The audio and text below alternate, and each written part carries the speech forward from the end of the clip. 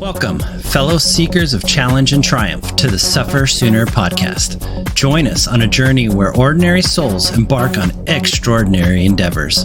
From the relentless grind of gravel to the punishing gauntlet that is triathlon, we've tasted our fair share of suffering. So fellow endurance warriors, let's lace up our shoes, strap on our goggles, and dive headfirst into the challenge, knowing that with every step, stroke, and pedal forward, we grow stronger together. All right, guys, welcome to episode number 30. We are talking with Steve Zimmer, who is the race director and race founder of the Matt Mason Memorial Cowboy UP Triathlon. So welcome, Steve. Thank you. That's a mouthful. I know it's a lot. So this triathlon is in memory of Matt Mason, who was a Navy SEAL, and his Chinook helicopter, along with 38 service members. Is that right? Total with him, so it's 31. The 31 heroes is what they're known as. Yeah, 31, and then there was a service dog, right? It's 30 plus the service dog. Yep. Yeah, the service dog always gets me choked up on the thing too. Yeah. So, but yeah, it was the single deadliest event that happened in the Afghan war. So yeah. Matt Mason was a Navy SEAL. He grew up in Kansas City. He went to a community college that's like basically, 2 miles down the road from where I live. My daughter goes there. He was very active in the triathlon community, and then a lot of his friends from the service that knew him are honoring his memory and his legacy with this awesome event that we cannot talk enough good things about. Is this Cowboy UP Triathlon? So Steve, how did you know? Tell us a little bit about how you knew Matt and kind of what started this whole thing. Matt and I met Northwest Missouri State University, and we actually ended up being in the same fraternity house, and that's how we became fast friends. And we were close in college. He went to Metropolitan Community College, like you said, for a couple of years. So he got there after I had already been there, and then he played baseball. I ran track, so we kind of had separate friend groups in college. And then my last 2 years, I was kept myself, but we were also in different groups. But then, fast forward to once he graduated, he went into Buds because that was pretty close to the time when things were getting to be a little dicey overseas, I guess, to say the least. And so he went into Buds, and through his Buds training, he started getting into triathlon. I mean, because does make sense. I mean, those guys do a ton of swimming. Mm-hmm. Endurance is just part of the package, and suffering it's also part of being a Navy SEAL. I learned through Matt that it sometimes is best to suffer in silence, because that way other people don't know what you're going through, and they could be suffering loudly. You're being silent about it, and they're like, "Man, what's going on with this guy?" Mm-hmm.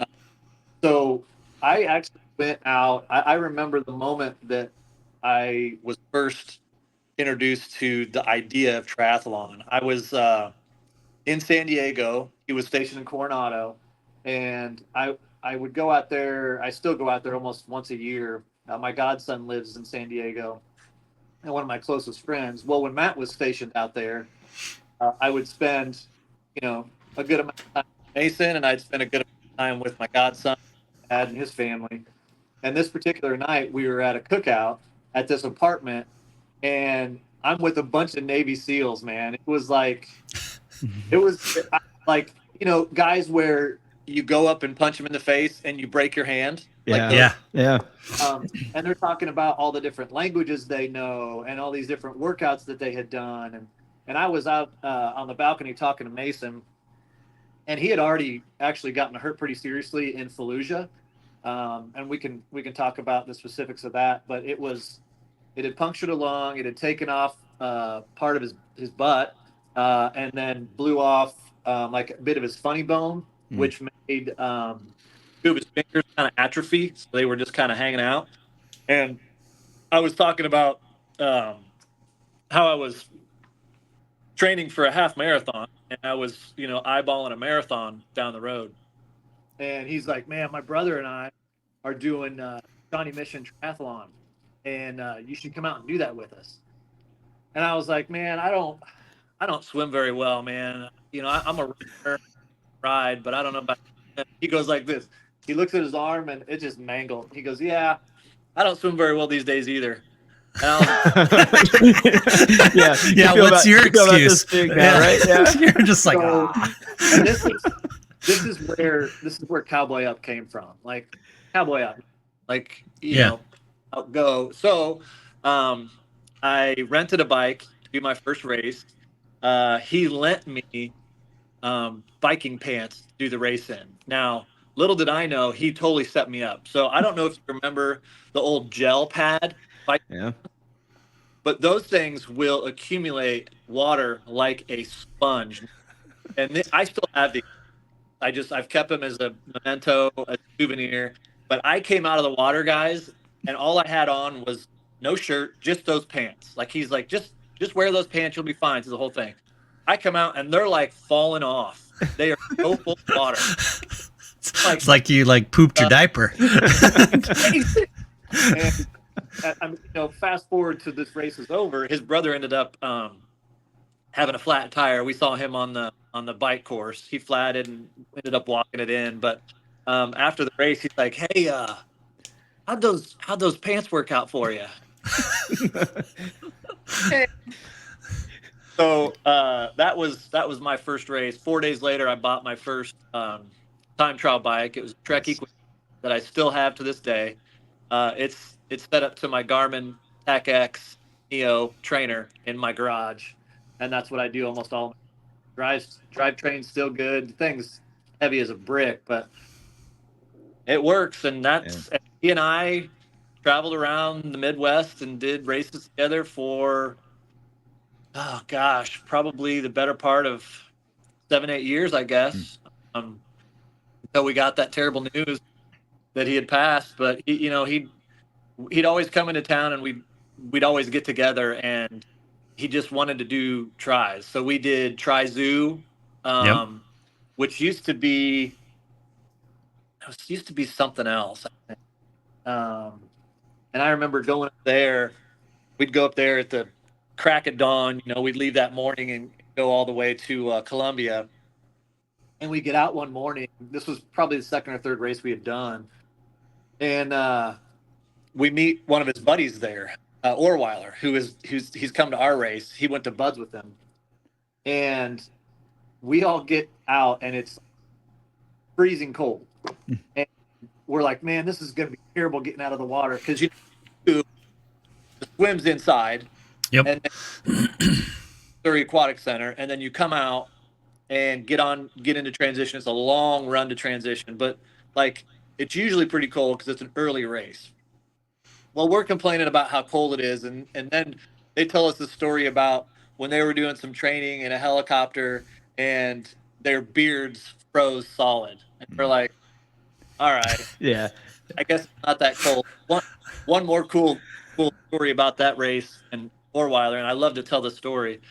I started before him, and if you guys know that race, you start in lane 1 and go down, and then you go under the water and under the lane line to lane 2 and back in lane 3, 4, 5, 6, 7, 8, and that's your 400.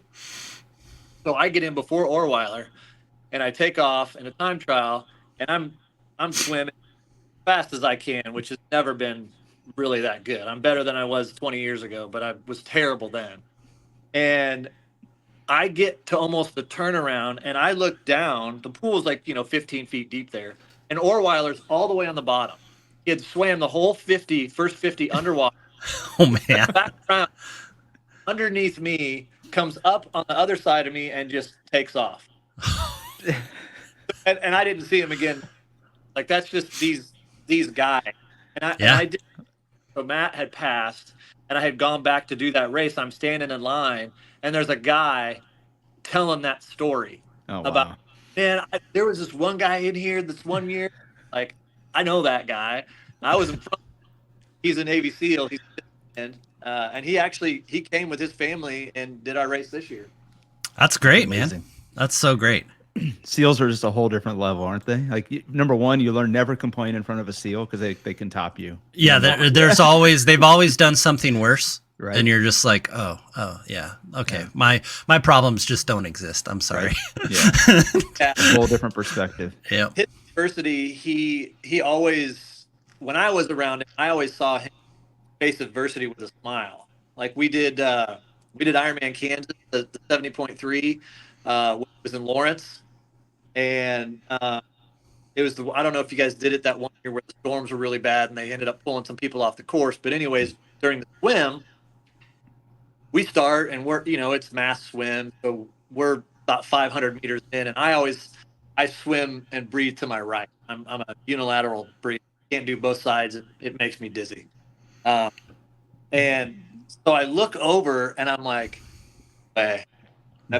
I look up again, and Mason's got goggles are like completely side, he's side with this huge smile on his face, and I'm like, Mason, and I put my head back in the water and I look back up. He's like, Zimmer.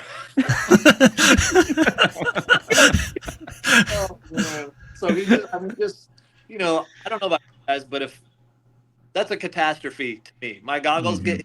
Like, number one, I just got hit in the face, and I'm all bent out of shape about it.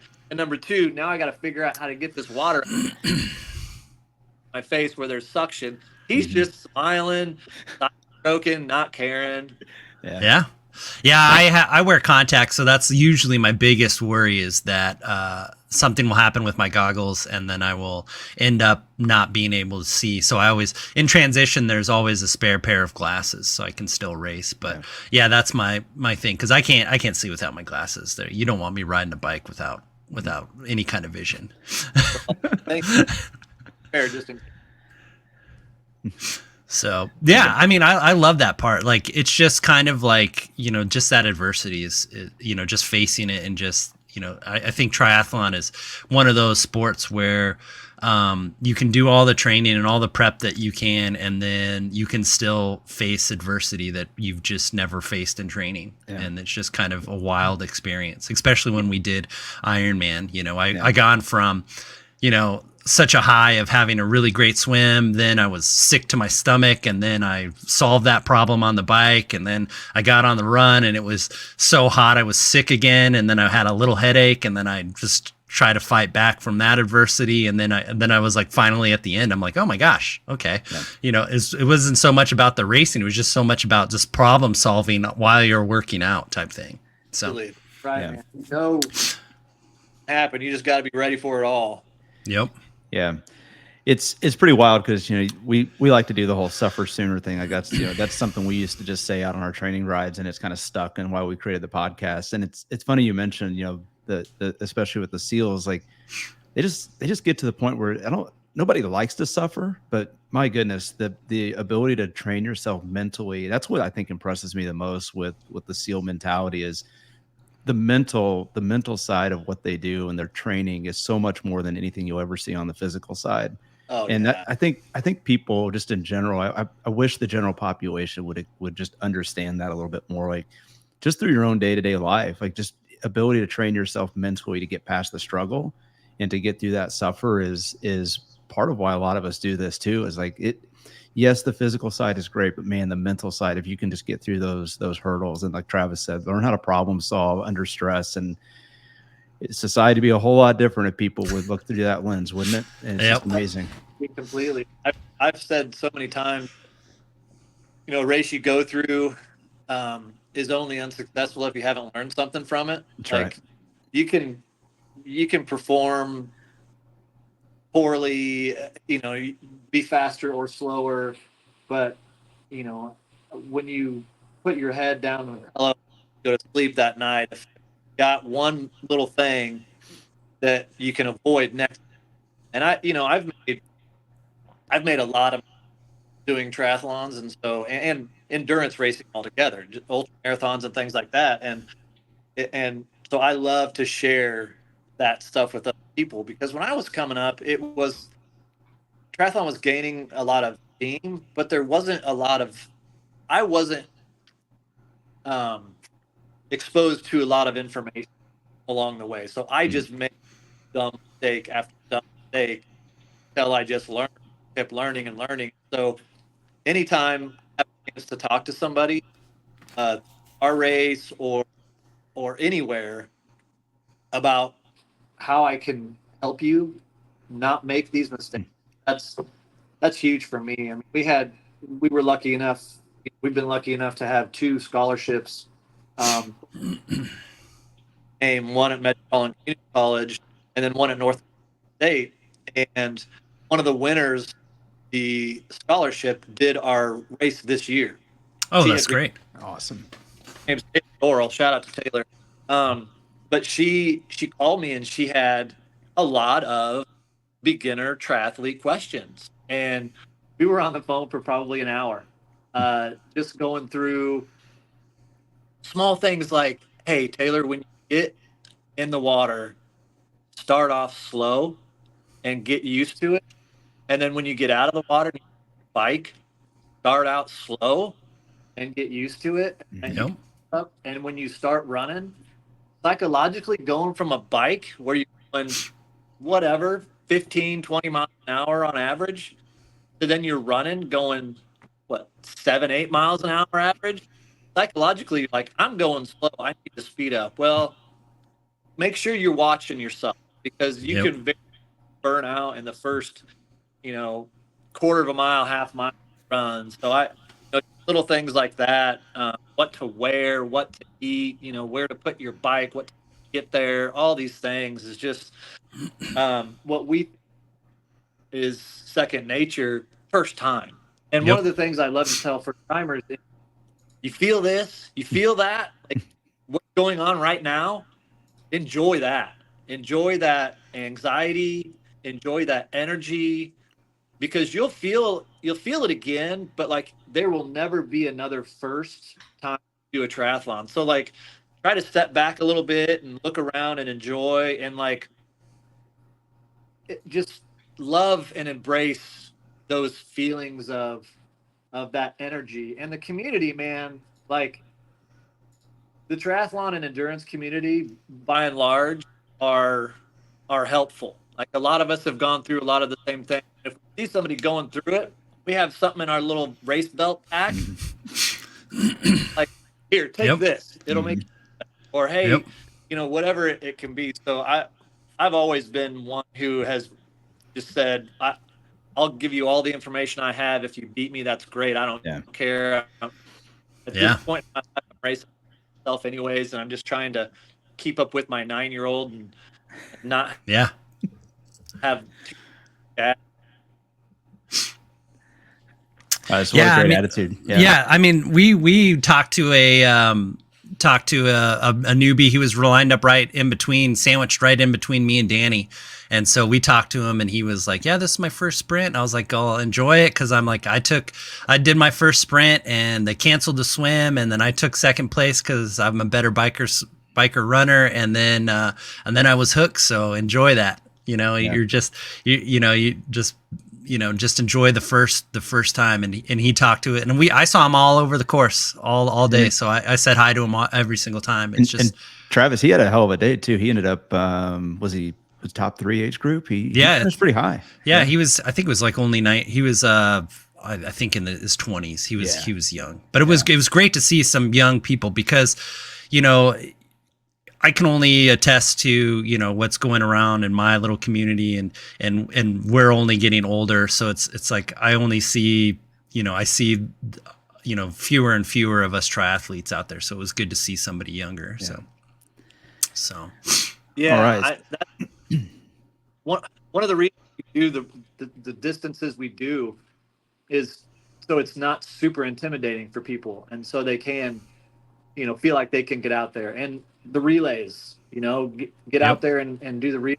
Come volunteer and watch and see the people who do it, that will inspire you to be like, you know what, Heck, if they can do it, I can do it. That's right. Yep. Yeah. So Yeah, go ahead, Travis. yeah, I was gonna say. You guys honored Matt for this. Like, was it your? I know there's a group of you that run the race. That you know that you're not just you're the race director, but you're not just the single. Yeah, you have a whole team behind you. I know, Mark McWilliams and some of the other guys. So, how did that come about? So the Brew Top was always a place where we would gather when Matt would come into town. And so memorial service at Church of the Resurrection here, and then everybody went to the Brew Top. And we were all sitting around having a couple of beverages, and we're like, man, we got to do something like annually for this guy. We can't forget this dude. Yeah. A 5K, a 10K, those are cool. But Mason had gotten so many of us to do triathlon. And so it was like, there was really no other option for us to honor him than doing a triathlon. And so there was a group of us, I can't remember who initially came up with it, but I do remember once we kind of had the consensus we were doing a triathlon, that everybody looked my direction. Because and with Mason than other people had done, and so I was like, all right, I'll figure it out. The first thing I wanted to do was find out where we could do it. So that's what I did. I just started calling all the places that have lakes that I thought made sense, and I went through a bunch of them, and I got to Smithville. And Smithville at the time had KC going at Sailboat Cove, which a lot of the residents did not enjoy as much as, Win for KC and all the women that did that race. Yeah. Did. And so they're like, okay, you can do it here at Crow's Creek, and if you can make it happen there, you can do it. But this is where we got it for you. And so I'm like, sweet, we got a spot. We'll figure the rest out. Mm-hmm. Then it was, we didn't have a whole lot of time either, because we wanted to have it done the next year. Matt passed August 2011. We wanted to do it basically at the anniversary, and then the anniversary every year after that. Yeah. That going forward to the week before that, and we can talk about why in a minute, but in my head, I wanted it to be that weekend because it could be something that, and just selfishly, it was so I wasn't sitting around crying all weekend. Yeah. Matt and I had gotten to be super, super close through racing together and staying in hotels together and just bonding over the sport. And I'd call him sometimes and he'd answer the phone and it's super loud and he's in a freaking helicopter. He's about to do some training. And I'm like, what are you answering your phone for? And he's like, well, because you called, man. I didn't know if there was something. I'm like, no, dude, race I did or an event I'm doing. And like, all right, well, I'll call you later. I'm like, jeez, dude. I don't know if it was important. Well, it's important, but it's not, it's not that important. It's not like life critical right now. It's just, That just goes back to like, he's in a helicopter about to jump out of it. His phone rings and he picks it up. Yeah. It's like, come on, man. Like, if I'm eating a hamburger and someone calls me, I'm like, I'm too busy. I can't pick up the phone. Anyway, so back to the race. So then it was who's going to help. And basically with us when Matt came into town. And we didn't know who was going to do what. I didn't know how to put on a race. I've only done them. A lot of the other guys had only done a couple at that point. So we struggled through those first few years. The first year we just wanted to go and not have to come. Like we don't have to pay for it. And I remember the first year this is just one of those rookie mistakes. We're like, okay, well, we'll take money from everybody when they get to the park for parking. Man, at 5 o'clock in the morning, there's a line of 200 cars. And we're Yeah. just like, we are in big trouble. Like, there's no way we didn't have any way to take cash. So finally, because there was a representative, Clay County Parks and Rec there, and the guy who was doing the cash, he had cash in his pocket. He's like, listen, here, like, have all this. We'll make this right. We got to get these people. So every year after that, we just talk to Clay County Parks.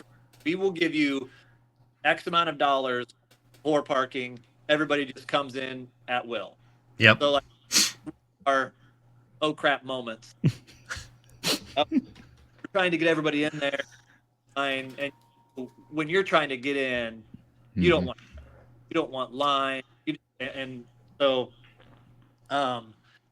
it ended up we've almost sold out every single year that we've done the event, and part of that's because we've tried to keep the numbers low because we don't want to have too many people out in that area. We had between 5 and 550 that signed up this year. I think there was like, out of that, there was about 350 that ended up starting and finishing every single one of the events we had. And it wasn't too busy, but it was enough. I feel like we've always wanted to give money back, and we have always given money back. But it's not been our focus. Our sole focus has been on the athlete experience, the cotton shirts, Yeah. like, yeah. and ever since then, people love our shirts. I love our shirts. The game in racing as a whole has gotten a lot better. That's something that we skimp on because people really like our shirts. And my gosh, I love Cowboy Up shirts in weird places. Yeah. Like, Yeah. in other states. Like, I love seeing, I mean, that's free marketing, which we love, but like, it's a conversation starter too. Yeah. Yep. That's kind of how it got started. We were sad and wanted to honor our friend, and we got a really good group of people who have done an incredible job. Our event is a different animal. Yes. Yeah. Good way. Because I think people support us not only for us, but they support us for themselves. We've had family members of fallen service members come out. We've had kids and parents, relatives, and it's just it's more than Mason. It started that way. It's so much more, and I've heard really cool stories. People going from the couch, eating potato chips and pop to doing Ironman race. Yeah. Which is really heartwarming for us as a group of people who are we're just really heartbroken. We're still heartbroken for our loss of one of the greatest people I've ever known in my life. So Steve, I mean, hearing you describe sort of how the race was started and what it's turned into, I couldn't think of a better way to sort of honor Matt and the type of person that he was, and hearing like what you just said, it's grown into something bigger than just honoring him. And I think, just hearing how you describe his personality and how much he cared about those around him, to have this kind of an impact on the community and the people who are participating and changing their lives for the better is just a perfect embodiment of Matt and his memory. I think you guys have done a phenomenal job. And quite frankly, I mean, we were really saddened to hear that this was potentially going to be the last year of the event, which we'll talk about here in a minute. But I want to say, like, you talk about some of the challenges starting the event up, but I got to say, just in the last few years that I've been around it, it has to be one of the most well-run, well-executed events that I've seen, not just in the Midwest, but anywhere where we've done events. You guys are stacked up to some of the best we've seen, and that's even some of the Ironman events, which are very well done. I don't know how you did it. I'm sure it's through a lot of trial and error and through a lot of mistakes, but the team that you have, it's a testament to them, and it's just awesome to see such a grassroots event turn into something like this? And maybe just talk to us about the growth. You said it's sold out, many of the years, but it wasn't always that way. You didn't know what you were getting into. So just how has it grown? I mean, because it's amazing to see. And just real quick, you mentioned the t-shirts. I saw a guy at Costco about a month or two ago. He had an old t-shirt on, old Matt Mason t-shirt on. I just caught him out of nowhere. I was like, hey, you doing the race this year? And he goes, oh my gosh, I haven't signed up yet. I was like, yeah, that's right. Get signed up. I hear it's going to be the last year. And so I hope he did. But just the growth of the event itself and sort of how it's taken on a life of its own. Maybe just talk to us a little bit about that. Yeah. I think what really has helped us is a couple of different things. You put a guy like Matt Mason's name on something, and you better make sure that you do everything you can to make that an awesome event. And when you get people out there that have done races before and know what they like to see and what they like to see, that really helps too. Because the swag bag, how many drawstring bags do you have? That like show up. One year we did the saddle covers, so that when everybody went the course and they got off their bike, we had volunteers go and put saddle covers on saddles on everyone's bikes, and so they came back in and they've got Race Mason saddle covers on their saddles. Yeah. So we have a really great team of people that come up with these marketing ideas, really cool ideas for races that are different. We did flip-flops one year. We're not the only ones who do flip-flops, but you don't get flip-flops. We've done towels, which are cool towels, and I see Jim. But we're constantly trying to do something better than last year and cooler and something useful, because we don't want to just keep giving people stuff that is going to end up in a closet or in a bag never used. We want something that's going to be used by. And then really one of the last things besides the reason we do our event that contributes to how well it's run is that, and I had to fight some. Our committee is having the same people do the same things every year. Yeah. Because that way you get better at it every year. Figure out, it's just like I said a little while ago, like learn from whatever happened at this event and do it better next year. And so we have Mike Powell, for instance. He takes like the transition area so seriously. Get there, and there's people who take you to your they ask you what your number is, and they take you to your row. Like, yeah, there was a girl that was asking me, and she's like, what's your number? And I'm like, I look at my arm because I don't have a committed memory. She's like, oh, I'll show you where it is. I'm like, it's okay. I've done this before. You can go help somebody else, but thank you so much. Like you're doing great, because it is kind of confusing if you've never done triathlon. Like just thinking about, well, how do I rack my bike? How do I even set it up? Like we were telling the kid on, like how to set up his transition. I was like, you set it up on the right side of your bike racks this way, you come in, you can put your bike this way, or you can put it, this way. And, this is how you're going to set up your transition. And he was like, oh, thank you. He's like, but your volunteers were doing the exact same thing, which is awesome, because it's such a beginner friendly event that even, us that have done it, we'd set up transitions all the time, like in our basements, because we're crazy like that. And we get off our bike and go for a run real quick. But, these first timers, like it's so great. But yeah, like having somebody like that, just thinking of, I think what sets your race apart is that it has something for everybody, even for the experienced person to the very brand new novice person. Like you guys are always thinking of how can this experience be better? And every year I go to it, and I've been to it 6 years in a row. I've either volunteered or I've raced it. Is every year I'm like, man, I didn't think it could get better, and it's even better than it was last year. Nerve-wracking. But that's what we're trying to do,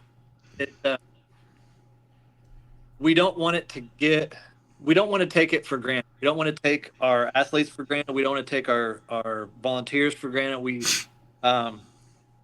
without a really quality set of volunteers and without a really dedicated set of athletes, you wouldn't be hearing about us at Costco.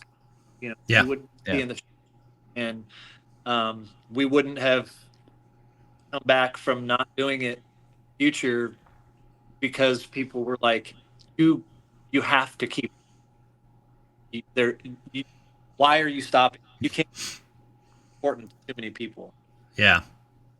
And when we announced it, it was really neat to get feedback, that cheer, that roar from the crowd, man. That was a real touching experience for us. Who, there's a core group of people who do stress out about this race, who go through. We like to suffer in silence because none of us want to be like, oh, putting on this triathlon is so hard. Like, what's hard is being a Navy SEAL. What's hard is writing a blank check for your life and leaving your family for months at a time. Yep. Or being the family, being the wife, kid, or the parents, brother of somebody that's in the military. So, and well, they need this type of event also. There's, I'm a firm believer that Matt is and I think it's the ones that he left behind. And this is an event for us that helps us so much. It gives us, it just gives us so many positives to take out of that tragedy, all of the guys, and to know that, we were joking about it. Race day, like people call it Matt Mason. They don't call it Cowboy UP. In the committee, but people come up and like I went the 4th of July, and I got up there and set up camp before the rest of the family got there, and I was hungry, and I'm like, babe, I'm gonna go grab some food. And I just called my wife on the phone, and she said, yeah, no problem. So I'm gonna go to the post. I'm gonna go to the American Legion. And so I go to the American Legion, and I go over to the corner, and I'm eating my tacos and drinking my kick-ass queso, and some old guy comes over to me. He's like, hey, you're one of them Matt Mason, aren't you? Name is not going away. Like his legacy is not like fading off in shadows. And that is a very, very proud thing for us because that's one of the main reasons that we did it. We didn't want something like that to have the exact same as they lived before he did that for us. Like live differently now, because that somebody has done that for us. Yeah. It's funny. I always refer to it as the Matt Mason Triathlon too. I almost never say Cowboy UP. It's not because it's just that's how I know it, and that's just the way to. So maybe just about what brought the race back. I mean, I have to think when word got out, it was the 2024 was going to be the last year. Oh, by the way, we were down on the beach getting ready for swim when the announcement was made over the loudspeaker. We were on the backside of people. You could hear the roar of the crowd off the little hillside there. So it was just amazing, the reception that we got. And so maybe just, you got a lot of outreach from the community, I'm sure, whenever the announcement was made about 2024 being the final year. And so you talk about some of that, but it's obviously you all, I'm sure, would love to continue doing this race endlessly to the end of time, right? But I know there's challenges that come with that. And so what really brought the race back? I mean, it wasn't for a lack of desire, because we know the committee, we know people want to do this, but there's certain challenges with being a race director and putting on these events. But the outcry from the community, I think, overpowered all of that. So maybe just talk a little bit about, what transpired to allow this to return in 2025. So we had talked about doing something different, not ending the Cowboy Up brand, but just doing something a little bit different, a little, I guess, for lack of a better term, here. And I hate to say that, it's just weak, but we try to find something easier that could still make as much or more. And so we Okay. had options, and we had announced it, and I mean, we just got almost immediately, not almost immediately, immediately we had heard like, we get it, but man, I'm really gonna miss this event. And then we started hearing some of the stories about, I lost, since my first race, I've lost 80 pounds, and I've changed the way I live, and I don't have diabetes anymore, and I don't have high blood pressure anymore. And, I'm a better family member. We've heard people who are like, I don't even do triathlons, but I do this one once a year because I really enjoy what you guys stand for, and I appreciate being a part of it. And so we ended up getting together with Matt's family, and his boys were a big deciding factor for me, really. When I heard those boys say that that they didn't want it to end, like, and they, a couple of them have done it for several years, but a couple of them are just starting to do it. Like his youngest, who Jess was pregnant with when Matt passed away. He's just started doing it and just started getting into it. And to hear those boys say nothing will feel like the triathlon will, that was kind of it. I mean,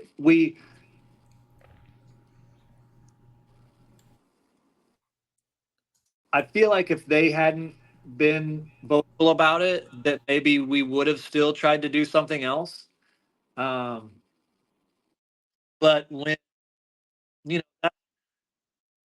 those Matt's parents, Jess, and those boys, that's really those voices are loud. Committees, I don't know, 8 to 12 people, depending on who you're talking to and when you're talking to them. But to have 8 to 12 people not have an influence positively on somebody's life going forward when we have the chance to continue to do that seems a little foolish, seems a little irresponsible to me. So we said, let's go, man. And then it's like, well, what do we tell everybody? Or like, we tell everybody that we were wrong. We tell them, we're like, just kidding. Yeah. And we really had made the choice that it was not going to happen again. We really had. And this isn't like Kiss's last tour for the 5th time. Yeah. This was really going to happen. And so I'm very excited to hear that some people were not able to do it. And I had seen them in the grocery store, and I'm like, we're going to do it again. So, oh, that's great, because I'm going to be on, like I'll be able to get back to it. And then like the girl that we were talking about earlier who had a crash on the bike course, she didn't finish. Well, she gets to come back next year and finish her business. Mm-hmm.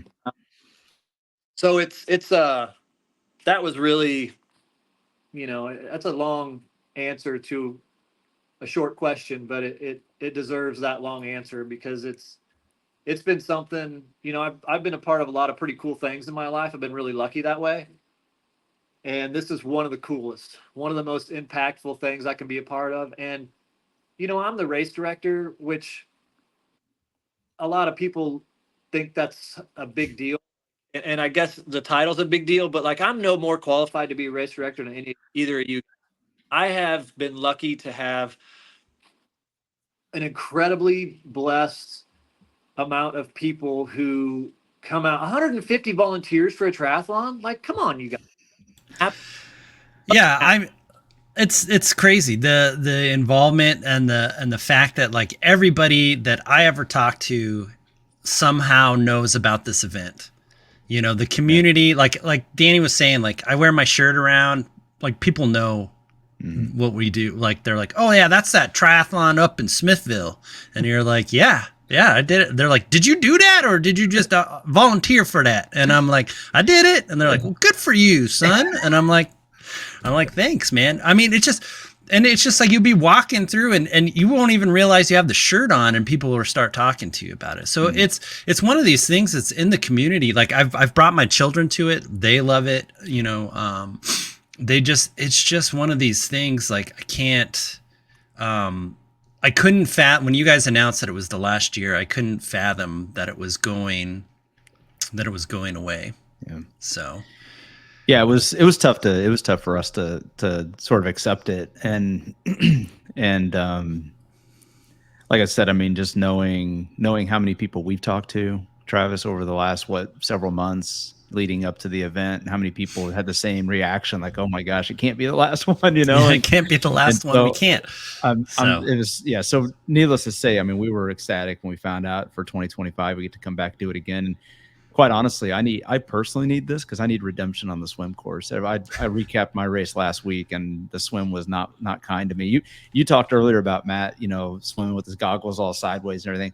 Mine were just a little fogged up, and I felt like I had to stop. I had to get the lifeguard to help me. It was a mess. I was a disaster out there. But no, it's awesome to hear. And you know, the community involvement side of this, you mentioned 150 volunteers, which that's unheard of. Travis, I don't know how many volunteers we've seen at some of the other events, but I don't think it was 150, and it just says a lot about. Well, I always see, you know, it's usually like in most triathlons, you see there's the transition volunteers, there's of course the swim, you have the lifeguards and all that stuff. But like on the bike course, you never see anybody. But on this bike course, there's people on almost every single corner, and then there's a huge group. I think it's the track guys are on. Or it's usually the same people. Baseball players. Yeah, the baseball players. Yep, they're in when you start your second loop. There's like 10 of them there, just standing around like cheering you on, and you're like, "Holy crap, man! What are you guys doing here?" So nice about getting those boys out there, and they don't just come out there and like check a box. These kids they've been educated about what they're there for, and they've been they have the right attitude when they're there. They're not out there because they have to be there. They do have to be there, but they don't act like that. You don't know that when you're there. And when they come in off the bike course, they're like, what else can we help you with? Cool, go out on the course too. We could use a couple extra hands out there. So they've, you know, I can't say enough great things about how the coaches at Metropolitan Community College and that baseball team have us. And I don't know what they tell those kids, because I'm usually not privy to that, but like it's great, man. Those boys come out with a really good attitude, and they are super helpful and willing to do whatever we need them to do. And yeah, so props to the Metropolitan. Awesome.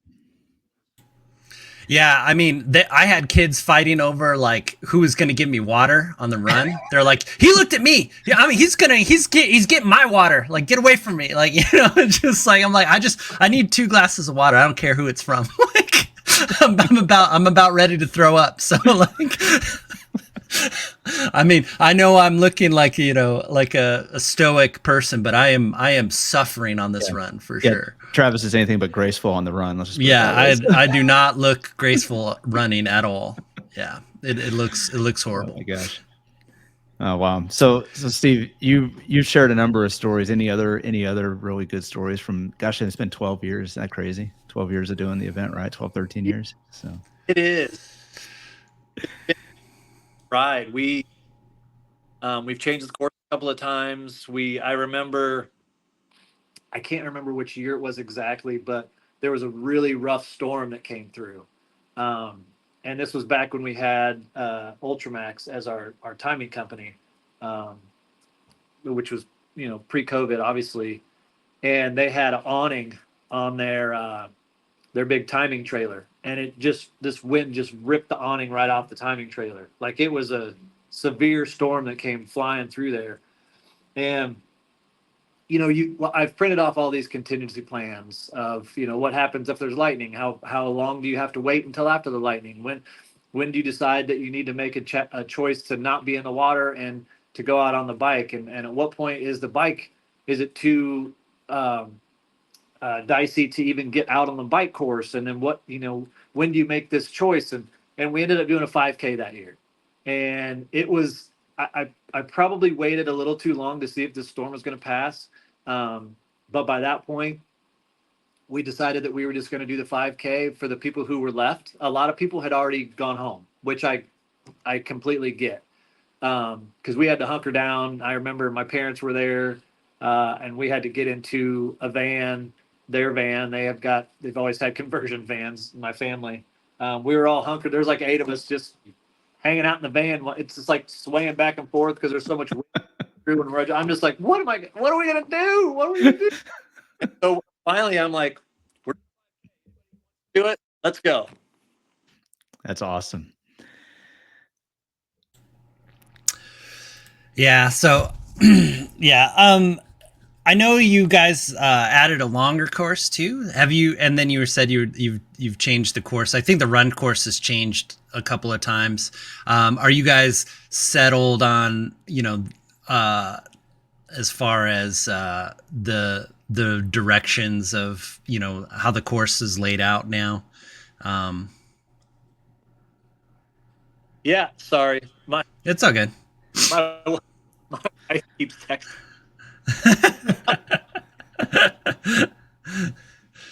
She's like, why aren't you answering me?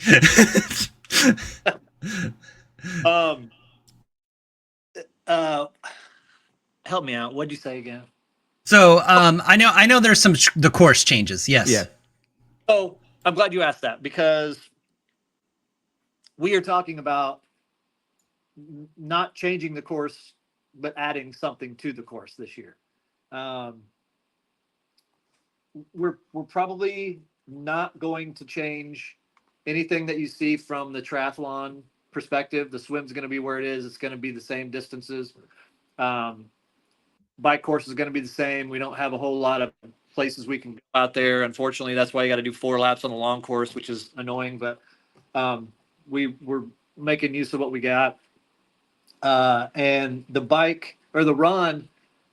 So the reason we changed the run course from going out of transition and going to the right, from going out of transition and going to the left to what we do now, which is come out of transition and go to the right, is because if you go to the left, you can't go a full 5K still in the camp, like still in the park. You come out onto a street eventually, and then you would have to go up a hill for about a half a mile and then turn back around and come back into the park. So we decided when we added the long course, because we started just with a short course triathlon, 500, 12-mile bike, 11.8, whatever it is, and then a 5K.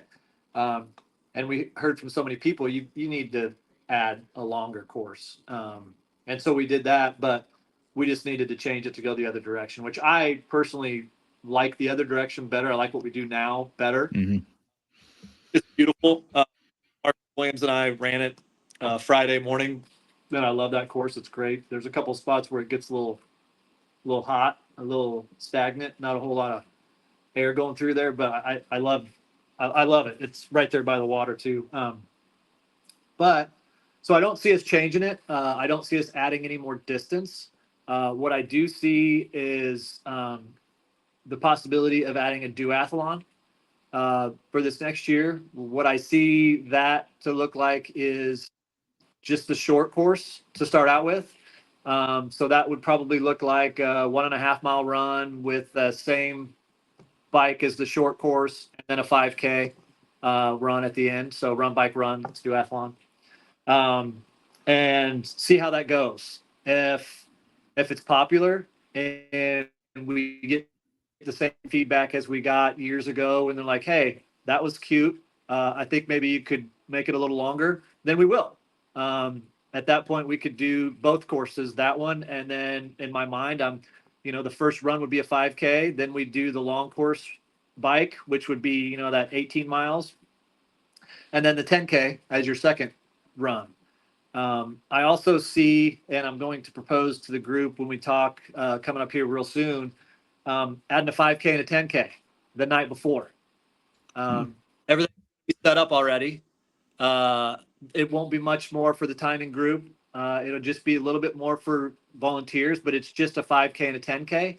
So like no real big deal. And that was actually Jess's idea. She wanted to add a 5K and a 10K. And I just don't think doing it the same morning is the safest way and the most enjoyable way.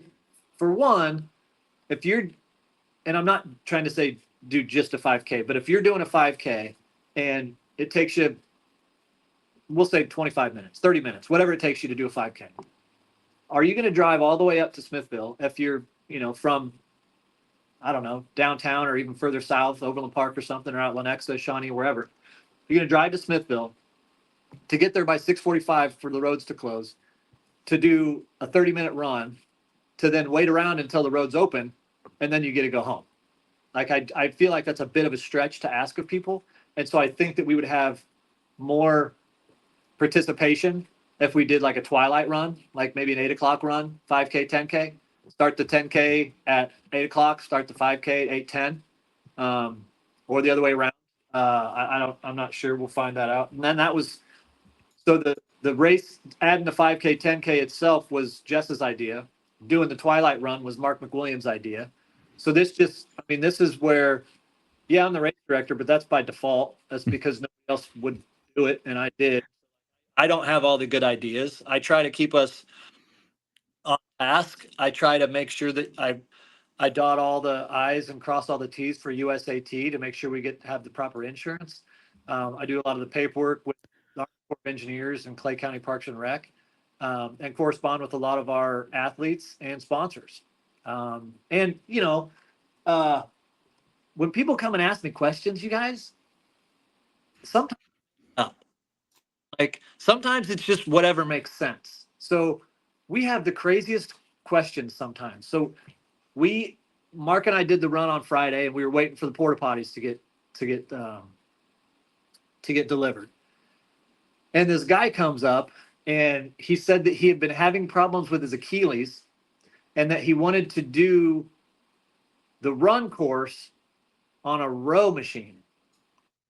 So like he has a rower that put on like out on the bike course, and I'm like, is that a thing? Like, or does he just want to go bring a rower and set the rower on the side and row for a certain period? Right. Like, no, man, this is a triathlon, so you can walk, but we can't. Yeah, it's swim bike run, not swim bike row. yeah. So Well, had people show up on race day and be like, listen, I hurt my shoulder and I can't swim, so can I just do the bike run? And I'm a yes guy. I'm a default to yes, and then figure out why it should be no.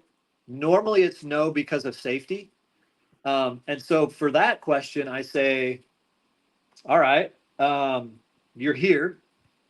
Why don't you wait till your race is done with the swimmers and you get on your bike and go and then do your run, and just, we won't time you. Okay. Yeah. It's like, makes sense. that's not right. yeah, that's something that's a little bit easier to fathom than well, I can't, my Achilles hurts, but I'm going to bring this machine that I could run into people, that are running, and they have to it's like, if you're going above and beyond what it would take, hey, I hurt my knee, I can't run that well, so are you guys okay just keeping the finish line up an extra 30 minutes so I can finish? That's a little bit of an easier ask than me bringing in this machine and doing something. So. I think you And Shawnee Mission Tri, and Katie Renner is the race director of Shawnee Mission Tri. She's incredible. She helps us out immensely, and she and I will share funny stories with each other about this. And one person had reached out to her and said that the weather wasn't going to be very good on whatever date, and if she could move the race to the next day. Yeah, I just need you to just let everybody, because your race is like what, 600, 700 people? Something like that. So you're just going to have to tell those guys that instead of doing it on Sunday, we're going to do it on Saturday. Yeah. Like if you ask me to do something, I'm gonna try to figure out a way to do it. But like sometimes it's just if I let you do the rower, then what's next year gonna look like? Yeah. So. Yeah, it's pretty wild. I mean, like you said, I think the run path is only like a 6-foot path. So It's where are not you big. gonna go? Yeah, it's not big enough. Anyway. Things. I was running on the inside, on the inside corners because I'm trying to make, the run course as short as possible because I'm, that slow of a runner. And so like, I would see runners coming, towards me and I would get out of their way. But then I was running and I saw this girl and she was doing the exact same thing I was. And she was like, "Oh, I'm sorry." I'm like, no, you just come on this inside. I know what you're doing. Just come on in, like, just go and do it. Cause I'm exactly in your same boat. But yeah, it's that the path is a path. It's not very wide and you have to you can't just keep your head down and not pay attention because you'll run into somebody out there. It's only wide enough for maybe four skinny Steve Zimmers to run on, but 3 of me, Or too many apparatuses to be out there. That's for sure. It's good stuff. You have any other great stories that you want to share with us? Any other exciting things that happen? What I know one thing that I love about this race is that you have the guys parachute in, and then a lot of them do the race too, right? They do. So we actually used to have Navy SEALs. We'd fly out Navy SEALs from different places wherever they were, and they would we couldn't tell you who they were. A lot of times they would wear black helmets and get done, and then they'd go race. They weren't in they wouldn't sign up, which means they wouldn't have any waivers, which made me really nervous as a race director. But they would basically just come, jump, race, get on a plane, and go back to either Virginia Beach or San Diego, wherever they were. But it wasn't. It was difficult to find out who was coming with enough advance notice to get FAA clearance and to get insurance on that jump that we just decided to move and go to use Falcon skydiving and their jumpers. And to my knowledge, none of their jumpers have done the race. But there's more of them now. Like we never got more than I think 4 SEALs to come jump. And they had, I think there was 8 of them this year that jumped. And there was so many that the announcer couldn't count them all. Like I remember that part. It was like there's 7. I'm like, oh, I see an extra one out there. They basically charge us the fuel for the aircraft. We don't have to pay anybody to jump. They love jumping. They love our event. They're there to support us too. They're a sponsor of ours. And sometimes we sponsor through barter, and that's one of them. And they, I haven't seen parachute jumpers at too many events. It's a bummer when it's windy because we don't get to have them. But the times when, like this year, when it was, just about as beautiful as a weekend as it could have been, a little warm, but it is August. So that's special too. And then what we didn't notice, or not notice, we noticed it. What we didn't plan for was the Chinook. This year, in past years, we've asked for the Chinook to come out and they just stopped doing it. They got a new commander, and before, I guess the other commander was a little looser with their recon work and their practice flies and stuff like that, so they could come out. But they came out, and to my knowledge, there wasn't anybody from our group that talked to him about it. Spencer Duncan he's a guy that was also on the Chinook, and he was from I believe it was Olathe.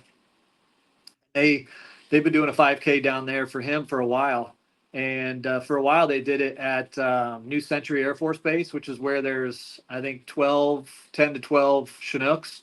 And that's where we had them come from. And so my thought is that, somebody just decided, hey, we know when the event is, let's go and show ourselves, show our support. So that was pretty awesome.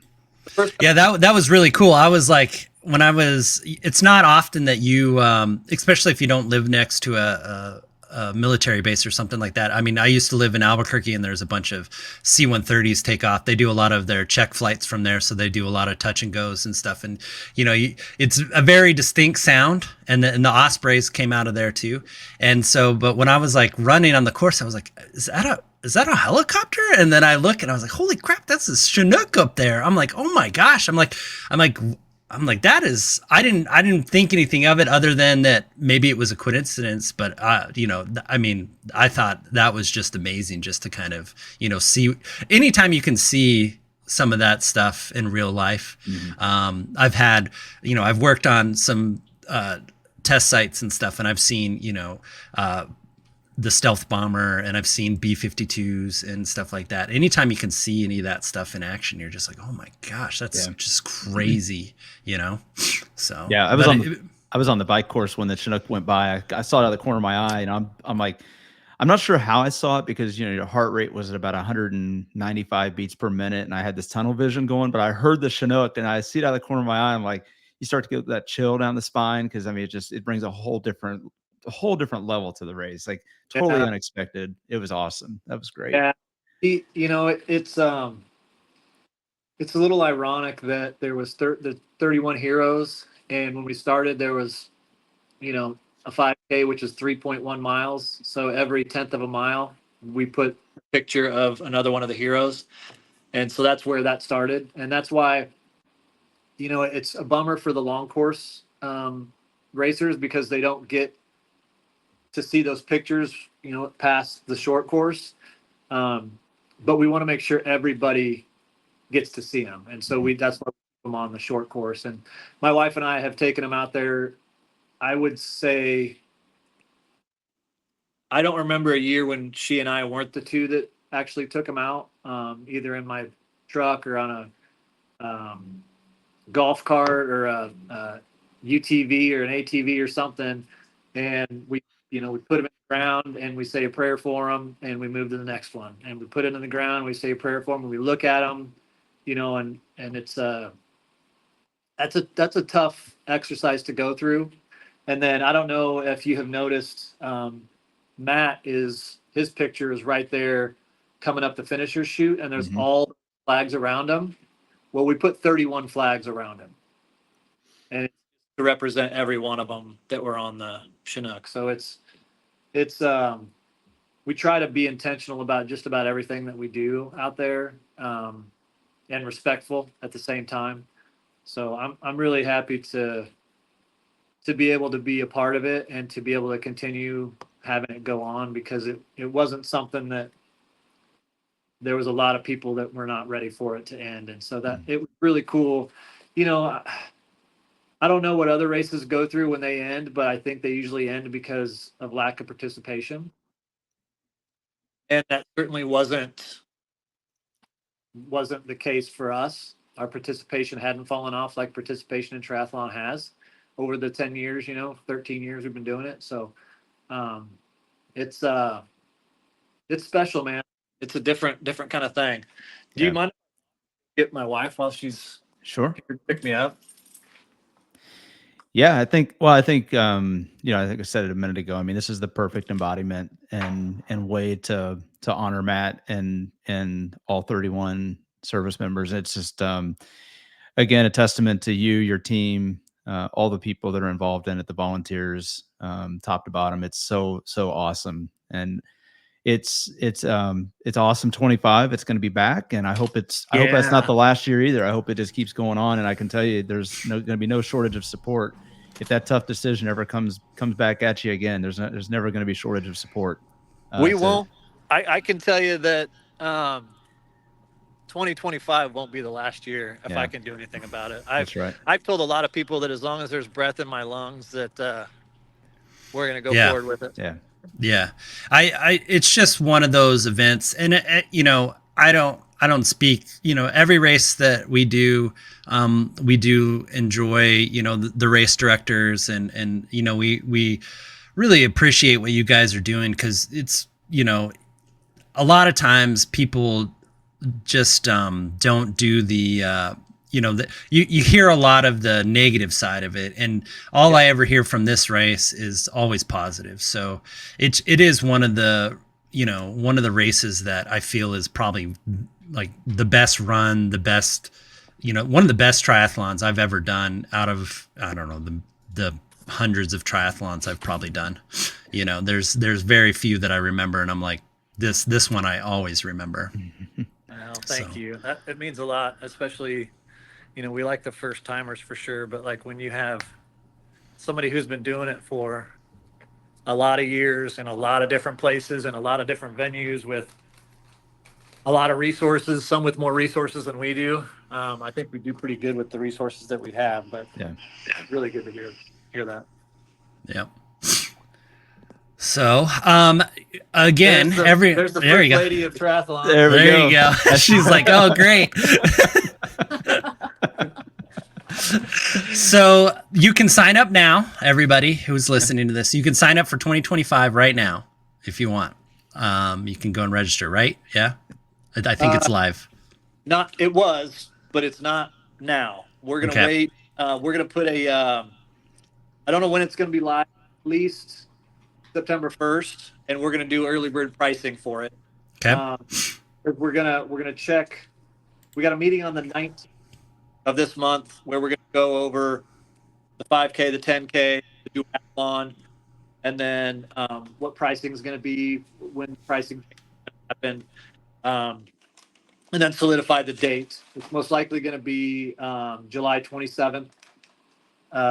And so registration will be open at the latest September 1st.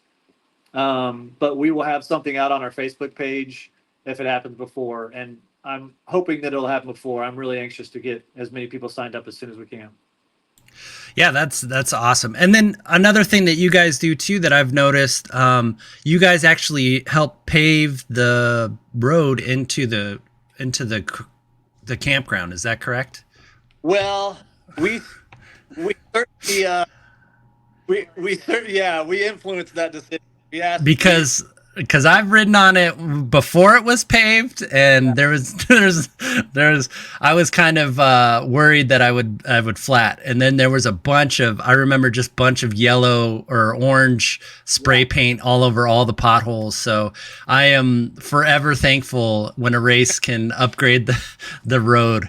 And but I also know too that you guys get sand dumped on the beach all the time too there, and so beforehand, they put sand out there for us. Yeah. Yeah. The county prefect does a really good job. They've been a really cool partner for us. Yeah. Yeah. So anybody who's listening to this, definitely, you know, sign up for this event. It's basically it is the best triathlon that you won't be disappointed for sure. Especially for a sprint and a longer course. It's not a full Olympic, but it's a long course, and it's still good. So Close we could get. And if you have any questions, you can go to our website, which is just cowboyuptriathlon.com, Yep. and go to the contact me page, or contact us. That I get those emails. So if you have any questions about registration, about training, about the event, let me know. We like to be an open book about it. So great. Awesome. All right. Well, I don't know. Do you have anything else, Danny? No, Steve, I can't thank you enough for your time, and again, just thanks to you and the team for just an outstanding event. And I'm looking forward to 2025, man. I can't wait to be back out there. Yep. Hey guys, I thank you so much for getting me about this. This is something that I really do like to talk about and love to promote. And you guys have been quality folks for us and big spokesmen. So if there's anything I can ever do for you guys, let me know. All right. All right. All right. Thank you so much. All right. Thank Thank you for listening to this episode. Please, if you like what we are doing here, leave a like, rate us, comment, subscribe, and share with your friends. It really helps us grow and finds us more SufferSooner squad mates. And remember, when the finish line feels impossibly far away, we don't give up, we push harder, we dig deeper, and we find solace in the knowledge that our suffering is temporary and our resilience is forever.